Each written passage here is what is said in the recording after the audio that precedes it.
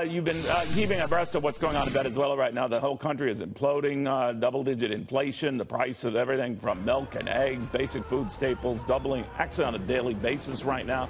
So it's out of control. Better than 1 million have fled the country to Colombia, another 1.5 million anywhere else in the region. And already the president of Brazil says it's affected the entire continent. So what happens now? The Democrat and communications consultant Giancarlo Sopo says the rise of socialism is what ultimately is the big concern. What do you mean by that, Giancarlo? Hey, Neil, how are you? Very good. So I think what's disconcerting is that we're seeing in these new polls that have been coming out growing popularity for democratic socialism and for socialism as a whole. I think most people are disinformed as to what those words even mean. I took it upon myself to research them for about I've been spending months studying this, but I really spent the last month studying what democratic socialism is, and I spoke to a team of Norwegian economists to kind of better understand what kind of system do they have in their country. And what's clear to me is that what groups like the Democratic Socialists of America are proposing are completely fringe economic ideas, even by Northern European standards.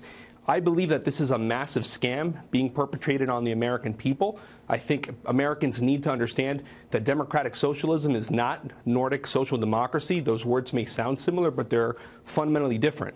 And I think it's important because we're going to have an election now, and I want my party to win. I'm a Democrat. But it's important for my party not to embrace the fringe elements of our base, because I think that's going to alienate a lot of moderate voters, a lot of independents, and there's too much on the line. So it's important for people to understand democratic socialism and what it is and what it's not.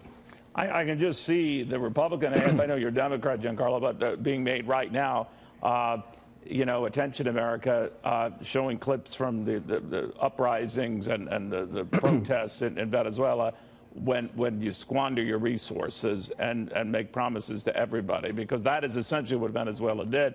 And they'll use that as an example of socialism and liberalism run amok. Is that fair? I would say that it's an example of democratic socialism run amok. I want to be clear. The groups like the Democratic Socialists of America are not your garden variety progressives. They're not your traditional liberals like FDR or JFK. These are radicals. These are people who believe in seizing the means of production, in eliminating the private ownership of companies, and in nationalizing industries. That is exactly what happened in Venezuela. It is exactly what happened in my family's native Cuba. And those are fringe ideas, like I said, even by Northern European standards. So, yes, I do believe it's fair to point to Venezuela and to Cuba as examples of democratic socialism in action, because their economic policies, while not identical, are the systems that most closely resemble what their proposals are. And I just want to be clear, it's no surprise that about 2 years ago, the Democratic Socialists of America put out a statement defending the Nicolas Maduro regime. Now that they're getting more attention, they're starting to retract a lot of the statements that they had put online before. But luckily, we have Google Cache, and we also have screenshots of them, but because they cannot fool everyone. It's important for Democrats running in these races to completely denounce these people. They are fringe, and they are not representative, I think, of the views of the vast majority of Democrats. All right. We'll watch Giancarlo Sopo, the Latin American communications consultant there.